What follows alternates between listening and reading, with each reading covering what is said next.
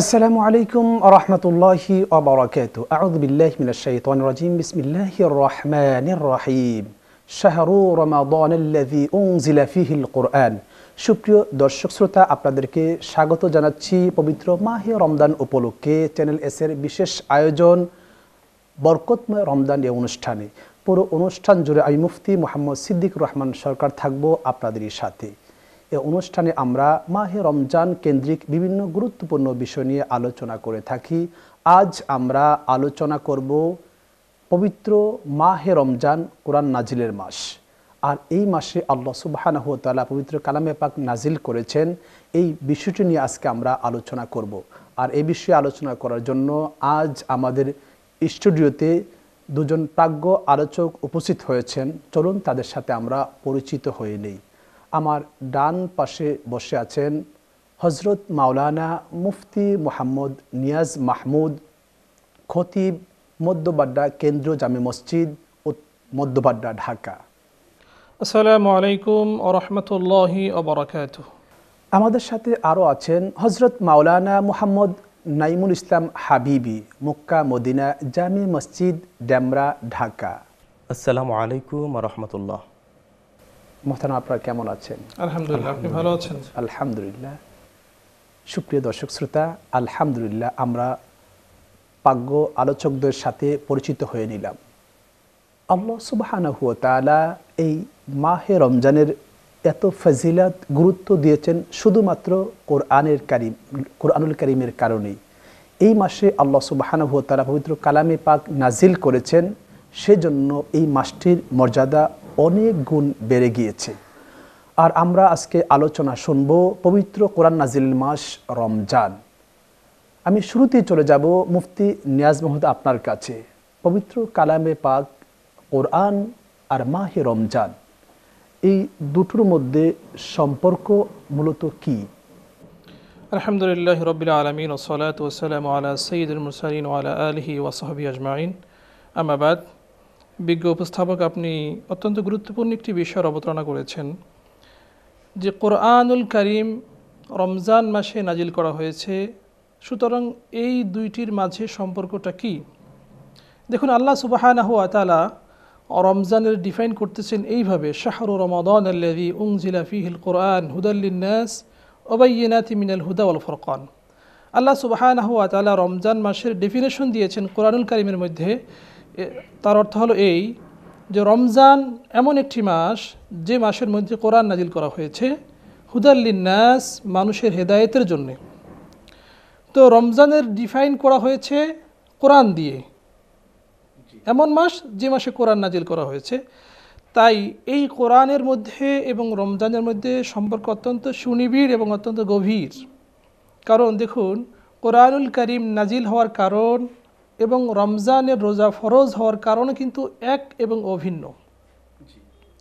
আল্লাহ পাক এখানেই বলেছেন যে কোরআন নাজিল করা হয়েছে হুদাল লিন-নাস, মানুষের হেদায়েতের জন্যে।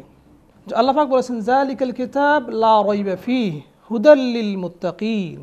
এই কোরআনুল কারীম এমন একটি গ্রন্থ যার মধ্যে কোনো সংশয় নেই, কোনো ডাউট নেই, কোনো সন্দেহ নেই।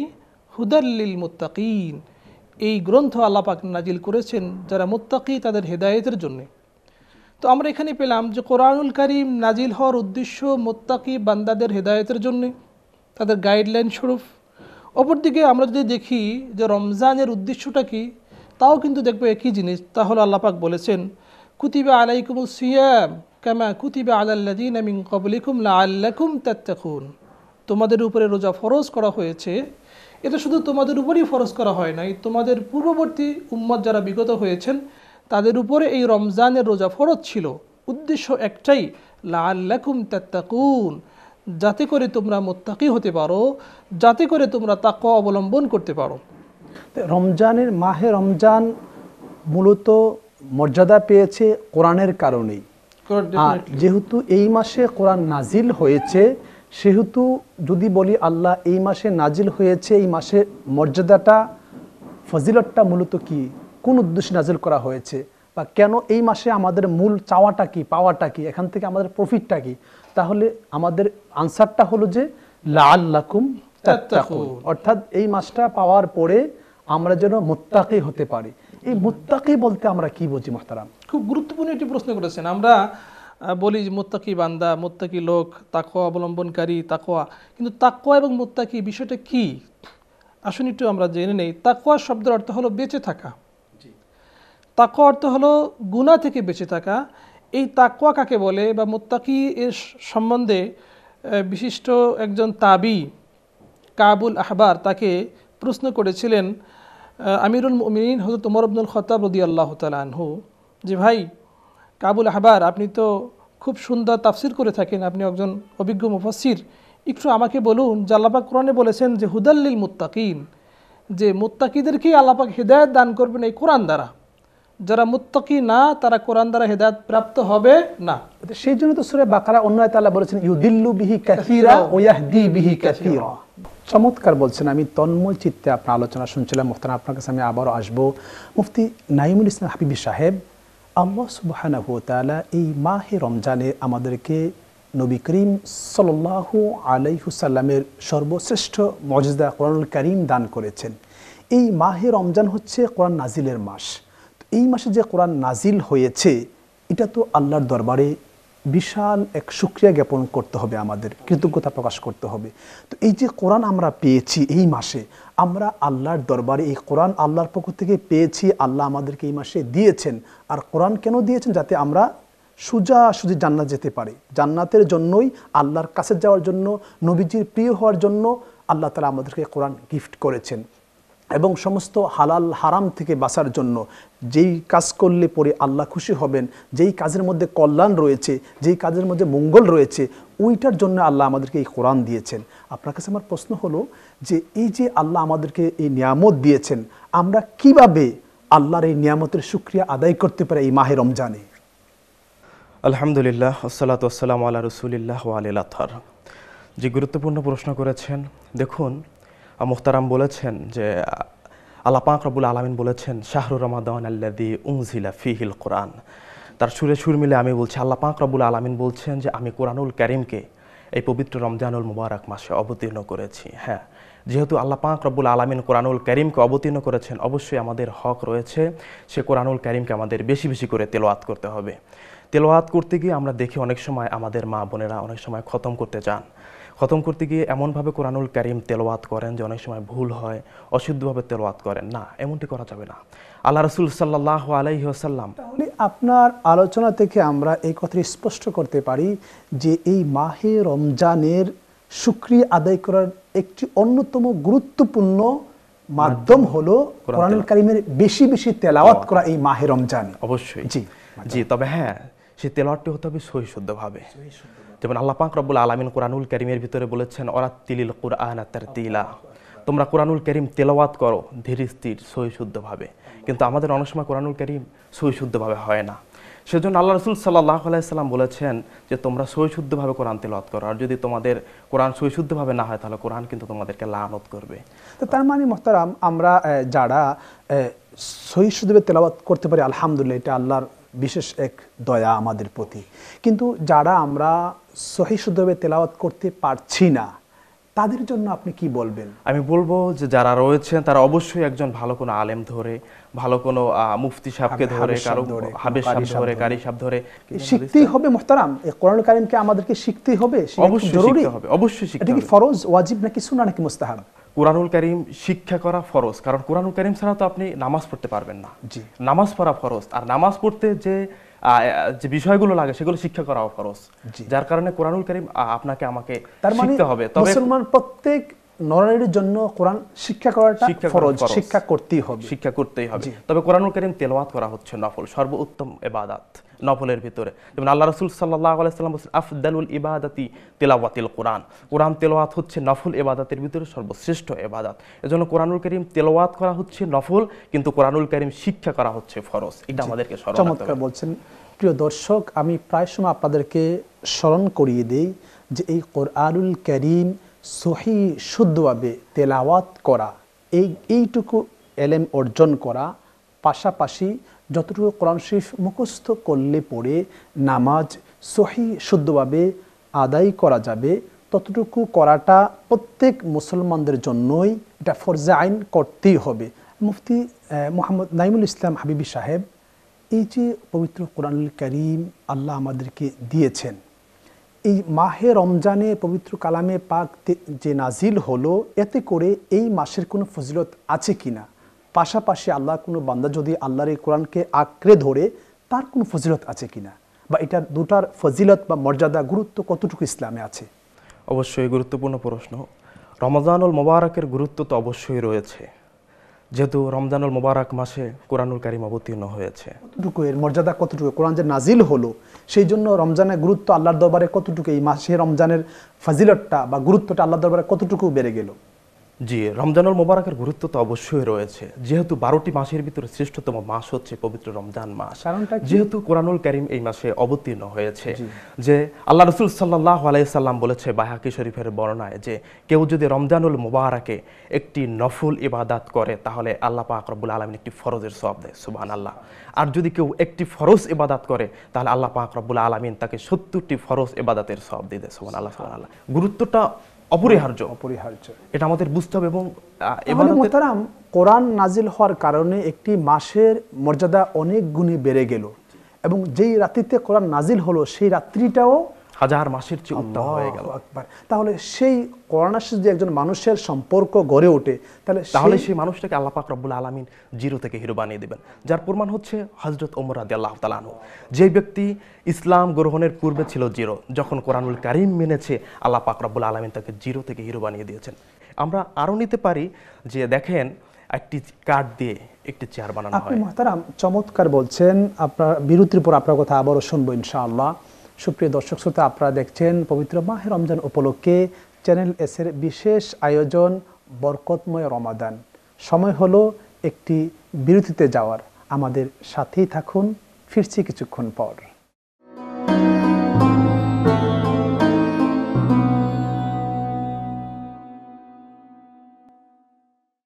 আলহামদুলিল্লাহ, বিরতির পর ফিরে আসলাম। মাহে রমজান উপলক্ষে চ্যানেল এসের বিশেষ আয়োজন বরকতময় রমজান এ অনুষ্ঠানে এতক্ষণ ধরে আমাদের সাথে থাকার জন্য সকল দর্শক শ্রোতাদেরকে মুবারকবাদ জ্ঞাপন করছি। প্রিয় দর্শক, আমরা শুনছিলাম পবিত্র কোরআন নাজিলের মাস রমজান। এই মাসে আল্লাহ সুবহানাহু ওয়া তাআলা বান্দাদেরকে এই কোরআন দিয়েছেন। মুফতি নিয়াজ মাহমুদ, আল্লাহ সুবহানাহু ওয়া তাআলা আমাদেরকে কোরআন দিয়েছেন এই মাহে রমজানে। তাহলে আল্লাহ বলেছেন যে মিনাজ যুলুমাতি ইলান নূর, তো আল্লাহ আমাদেরকে যে এই কোরআন দিলেন, এই আয়াতের রহস্যটা আসলে কি? আসলে আমরা আগেও বলেছি যে মিনাজ যুলুমাতি ইলান নূর, এখানে অন্ধকার থেকে আলোর পথে যেন কোরআন আমাদেরকে বের করে নিয়ে আসতে পারে। এখানে অন্ধকার বলতে বোঝানো হয়েছে কুফুরকে, কুফুর বা সমস্ত পাপ, পঙ্কিলতা। আর নূর বলতে বোঝানো হয়েছে হেদায়েতকে, নূরুল হেদায়াহ, হেদায়েতের নূর বোঝানো হয়েছে। অর্থাৎ সমস্ত প্রকার পাপ পঙ্কিলতা থেকে মুক্ত করে হেদায়েতের পথে, সরল সঠিক পথে, সিরাতুল মুস্তাকিমের পথে। কথা বলি, নবীজি যা কিছু নিয়ে এসেছেন এই সব কিছুকে মেনে নেওয়া, জি, এবং আল্লাহ রাব্বুল আলামিনের সমস্ত হুকুমগুলো পালন করা এবং তার সমস্ত নিষেধগুলো থেকে পরহেজ করা, বিরত থাকা। আর এটাকেই বলে তাকওয়া। মোহতারাম, তাহলে কোরআন দিয়েছেন আল্লাহ আমাদেরকে অন্ধকার থেকে আলোর পথে নিয়ে আসার জন্য, যাতে আমরা হালাল হারাম তমিজ করতে পারি। তাহলে এখানে প্রশ্ন হলো যে এই বিষয়গুলি, কোনটা হালাল, কোনটা হারাম, কোনটা অন্ধকার, কোনটা আলো, এই বিষয়গুলি বুঝতে হলে তো অবশ্যই কোরআন পাঠ করতে হবে, কোরআন শিখতে হবে। তো এই যে মাহে রমজান আমাদের একটা ট্রেনিংয়ের মাস, আমরা এই মাস থেকে শিক্ষা নিয়ে বাকি 11টি মাস আমরা চলবো। তো এখানে আপনি আমাদের দর্শকদের কি বলবেন, কিভাবে আমরা এই কোরআনের মাসে, এই কোরআন নাজিলের মাসে আমরা কিভাবে কোরআনকে শিখতে পারি, কোরআনকে বুঝতে পারি, বা কি পথ অবলম্বন করলে আমরা এই কোরআনকে আমাদের সিনার মধ্যে ঢুকাইতে পারি, আমাদের আমলের মধ্যে আনতে পারি? জি, খুব সুন্দর একটি বিষয় কথা বলেছেন। আসলে কোরআন পড়ার কোনো বিকল্প নেই, কোরআন তিলাওয়াতের কোনো বিকল্প নেই। যে কোরআন তিলাওয়াত আমাদেরকে বেশি বেশি করতে হবে। এবং আল্লাহ পাক বিভিন্ন জায়গায় বলেছেন না আল্লাকুম তাত্তাকুন, এবং বিভিন্ন জায়গায় বলেছেন যে তোমরা যাতে উপলব্ধি করতে পারো, না আল্লাকুম তাকিলুন, যাতে তোমরা বুঝতে পারো। তো তোমরা চিন্তা করতে পারো, গবেষণা করতে পারো। তো এই কোরআন শুধু আমাদের তেলাওয়াতের মধ্যেই সীমাবদ্ধ রাখলে চলবে না, বরং তেলাওয়াতের পাশাপাশি কোরআনকে উপলব্ধি করতে হবে, বুঝতে হবে, হৃদয়ঙ্গম করতে হবে, এর তাফসির বুঝতে হবে। এই কোরআন দ্বারা, কোরআনের কোন আয়াত দ্বারা কি মেসেজ আমাকে দেওয়া হয়েছে সেই বিষয়টা বুঝে শুনে পড়ে সেই অনুযায়ী নিজের বাস্তবতার নিরিখে নিজের জীবনের উপরে সেই প্রভাব ফেলতে হবে এবং আমল করতে হবে। তাহলেই আমরা এই কোরআনের নূর, কোরআনের হেদায়েত আমরা গ্রহণ করতে পারবো, যে উদ্দেশ্যে এই কোরআন নাজিল করা হয়েছে। তো দেখুন, আল্লাহ সুবহানাহু ওয়া তাআলা আমাদের কাছে যে বিধান নাজিল করেছেন কোরআনের মাধ্যমে এবং রাসূল সাল্লাল্লাহু আলাইহি ওয়াসাল্লামের হাদিসের মাধ্যমে, এই বিধানগুলো কিন্তু সুস্পষ্ট বর্ণিত রয়েছে।